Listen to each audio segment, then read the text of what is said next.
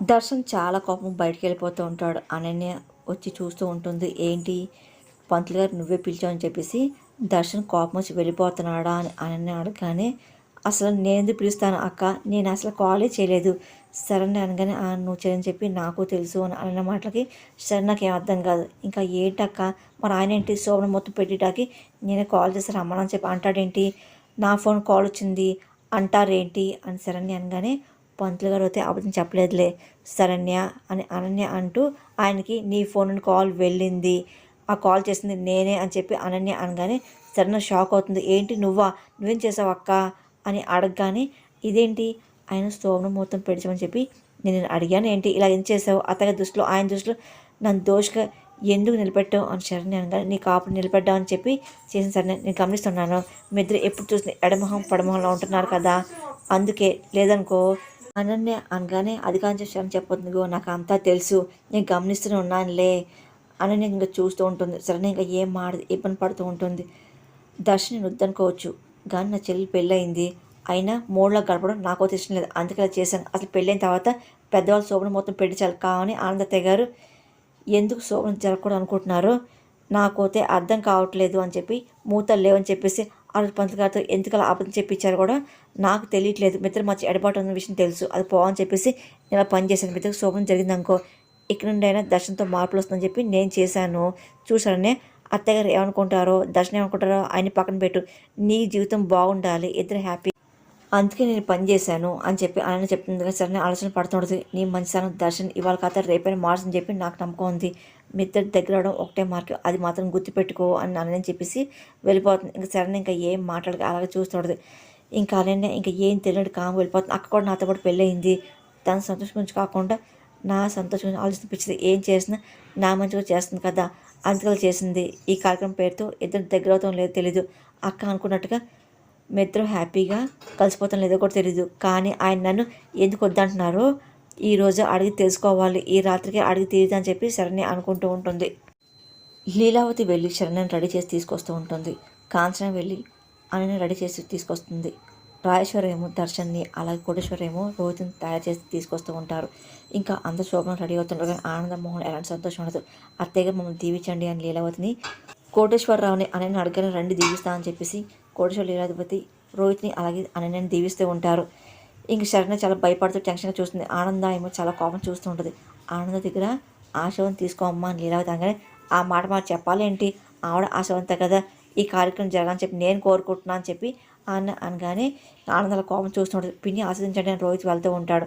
నువ్వు ఎప్పుడు సంతోషం ఉండాలి నా అని చెప్పి ఆనంద దీవిస్తుంది. మన నన్న అత్తయ్య గారు అనగానే, నీ భర్త సంతోషమే నీ సంతోషం కదా, వాడు ఎప్పుడు హ్యాపీగా ఉంటేనే నువ్వు కూడా హ్యాపీగా ఉంటావు అని ఆనంద అంటుంది. మీరేంటి అలా చూస్తారు, మీరు దీవెని తీసుకోండి అని కాంచన అనగానే దర్శన్ అలాగే శరణ్ ఇబ్బంది పడుతూ ఇంకా వచ్చి లీలావతి దగ్గర అలా కోటేశ్వర దగ్గర ఆశీర్వాదం తీసుకుంటూ ఉంటారు. వాళ్ళు దీవిస్తూ ఉంటారు.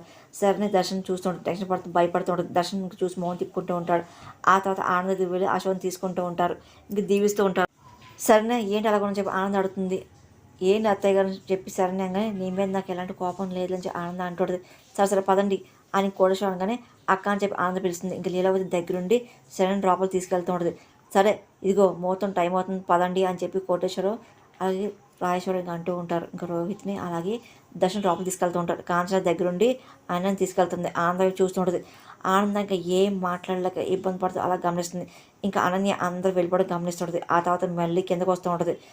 కావాలని చెప్పి దగ్గినట్టు అనని సౌండ్ చేస్తూ, మీకంటే 2 ఆకులు ఎక్కువ చదివినట్టుంది, నా దెబ్బ ఎలా ఉందని అడగగానే ఇక్కడ నవ్వుతూ చిన్న చిన్న వాటికి పొంగిపోకమ్మా, నక్క 4 అడుగులు వెనకేసిందంటే భయపడిందని అర్థం కదా, అదే పులి ఒక అడుగు వెనక వేసిందంటే జాగ్రత్త పడమని అర్థం అని ఆనంద వార్నింగ్ ఇస్తుంది.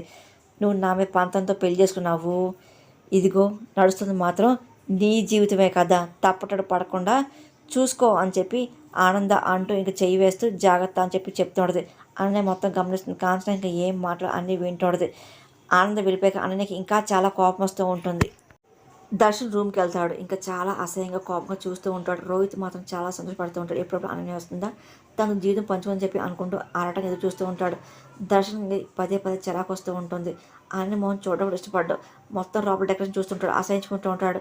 తన మీద ఉన్న కండవాన్ని నేలకేసి కొడుతూ ఉంటాడు. అప్పుడు శరణ్య ఇంకా పాల గ్లాస్ పట్టుకొని ఇంకా లోపలికి వస్తూ ఉంటుంది. ఆయన సిగ్గుపడుతూ పాలగ్లాస్ లోపలికి వెళ్తూ ఉంటుంది. ఇంకా రోహిత్ అనన్యని చూస్తూ ఉంటాడు. ఆయన పదే పదే సిగ్గుపడుతూ ఉంటుంది. ఇంకా రోహిత్ మెల్లిగా అనన్యని చూసుకుంటూ ప్రేమగా దగ్గరికి వెళ్తూ ఉంటాడు. రోహిత్ అనన్య చేయి పట్టుకొని ఇంకా దగ్గరికి తీసుకొస్తూ ఉంటాడు. అనన్య సిగ్గుపడుతూ రోహిత్ని చూస్తూ ఉంటుంది.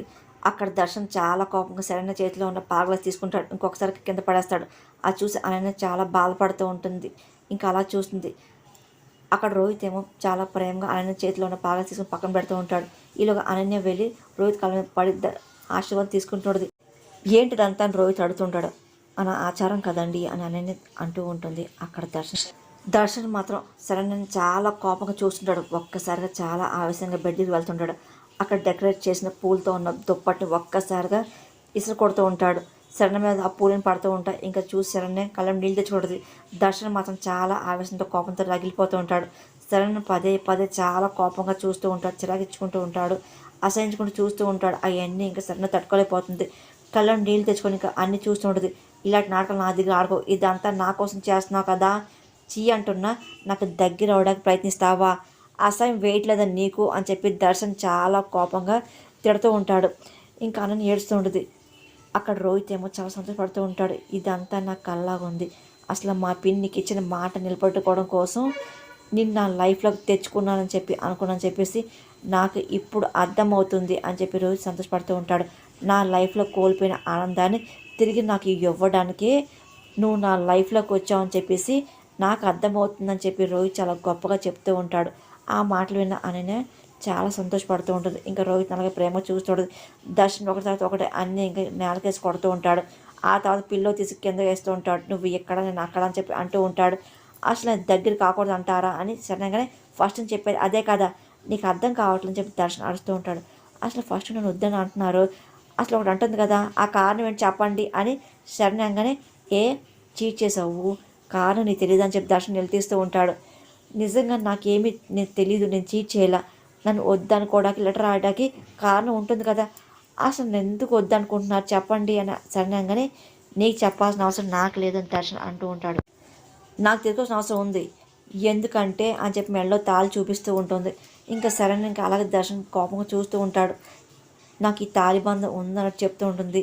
ఇదిగో మీతో పాటు నా జీవితం ముడిపడింది కాబట్టి అని సడన్గానే ఓహో కారణం తెలుసుకోవాలనుకుంటున్నావా, చెప్తాను అయితే చెప్తాను అని చెప్పి ఇది వరకు నేను ఒక అమ్మాయిని ప్రేమించా అని చెప్పి దర్శన మాటలకి సడన్గా షాక్ అయిపోతూ ఉంటుంది.